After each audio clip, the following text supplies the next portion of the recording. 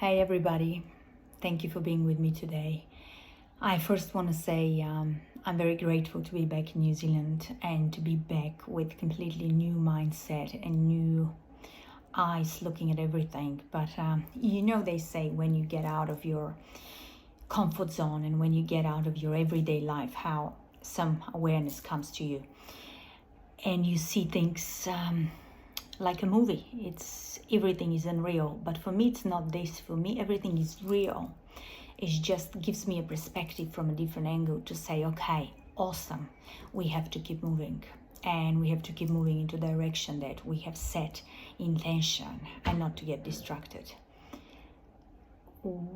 What I'm coming into in terms of awareness and witnessing what's going on with the community here is nothing new. You know that in Europe the prices are going up like mad at the moment, and electricity, gas, water, and the food is growing incredibly fast. So my prediction is here, and it's not just a prediction, it's also a call for those who are already uncomfortable and worrying about what's next, or those who have no idea what's coming. Me putting this video is to just say that we cannot live in the way we used to live. We won't be able to. So in 2 years, the next pandemic is about food and about cost. How do we live? How would we want to live? I've been talking about that for the last 2-3 years because I had visions. Unfortunately, the visions keep banging on me and the dreams are coming, and it's very clear messages what is going on. But by looking at what's happening in New Zealand, since I got back, a glass of wine is $15. So that's mad. My coffee was $7 the other day. That's okay in a way, and it's not okay because the prices will keep growing.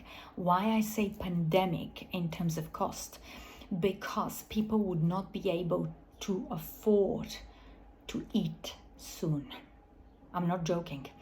So what comes to me is create a community where you want to live. How do you want to live in the community? What do you want the community to look like?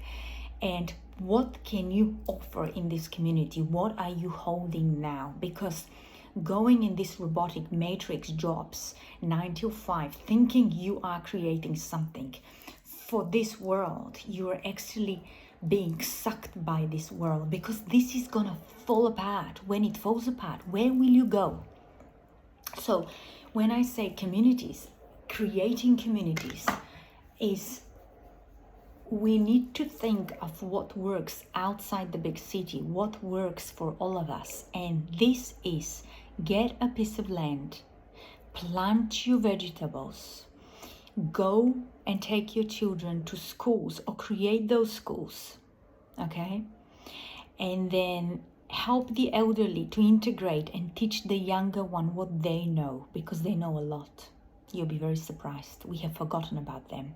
We abandoned them in retirement villages and in places where we can't look after them. We have other people looking after them. From what I'm seeing, this is the Western world.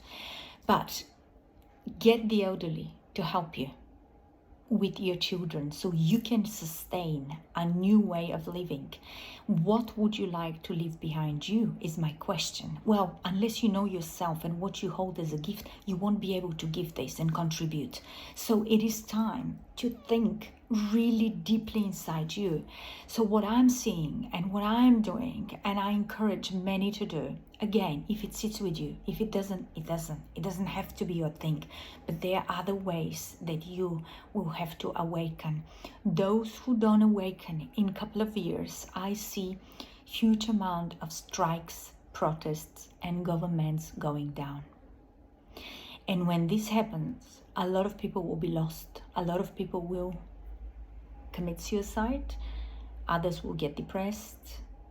And it's going to get worse and worse. Let's not talk about that, because I would rather focus on the good stuff. What can we do knowing that this is coming? And I am saying knowing because I see it. I feel it with my whole body. I'm just wondering why no one else is seeing it, or why the mess is not seeing it, but the mess is not supposed to see it. It's been like this for centuries.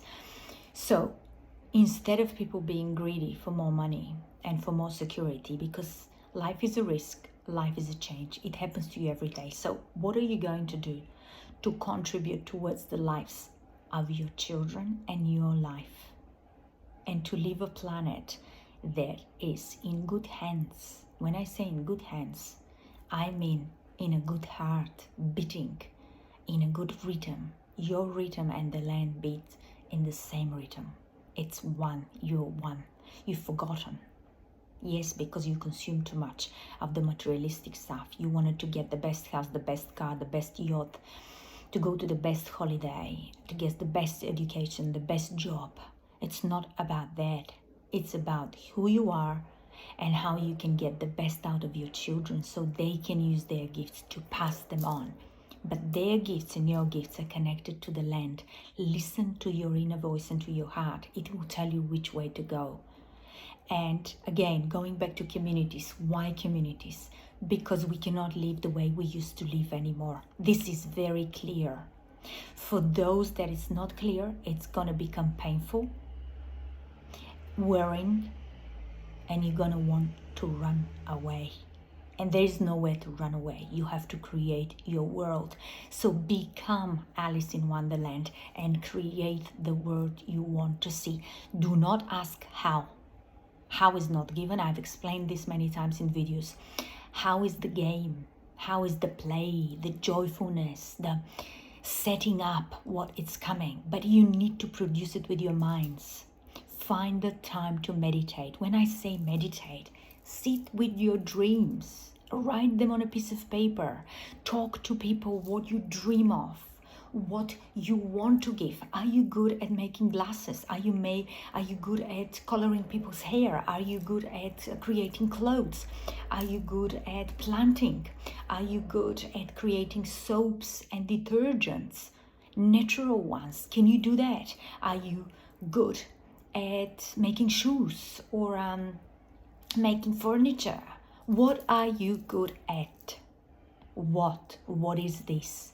There is every one of you holds one thing at least, okay, at least, that you're passionate and that you're good at, with your hands, with your mind. What is it? So get it out of your system, put it on a piece of paper and create with this, and put a big vision onto this piece of paper, what the community of yours looks like.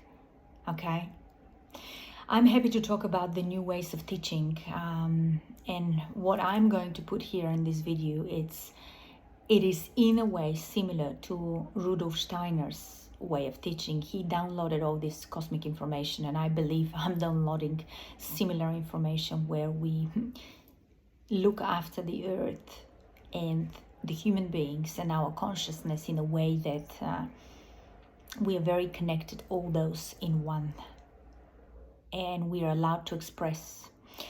And for example, the school system has to stop putting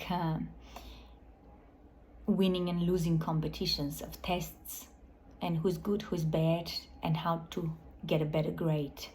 It has to be just common sense of love and appreciation of each person's contribution to that school.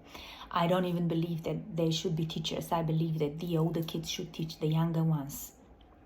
Supervisors, yes. Elderly people, I would say, because they're the wisest people on this planet. They have the most experience than any one of us. The younger generation, the mid-40s and 50s, are the ones who have to work and create with their hands because they have the energy and the passion still. Whereas the elderly can educate the kids and help them develop their incredible abilities and unique minds of creators. We need to make each of our children a creator. And when your child say on the first lesson of their riding that they want to be Olympic champions, tell them they can. Even knowing that they may fail after 5 lessons and say, this is not the thing I want to do anymore. Fine, let's do something else that you want to try, because by trying, they will keep getting better and better and closer to what they love doing. When you get close to what you love doing, you know what happens next. So this is where I want to see the community going and thriving. But what I'm seeing is I'm seeing more depressed people, more people who are stuck in the big city, complaining they don't want to get their kids out of the system. They don't approve the system for themselves and their children. And they're basically suffering and counting the days from holiday to holiday and saving like mad. And at the same time, they still don't have enough. Think about those things. There is a solution of all of those things. But you need to break free. You need to take the risk and you need to change your lives. And here I am seeing it with a full-on messages coming from above. And I had to share it with you. You decide what you're going to do with that.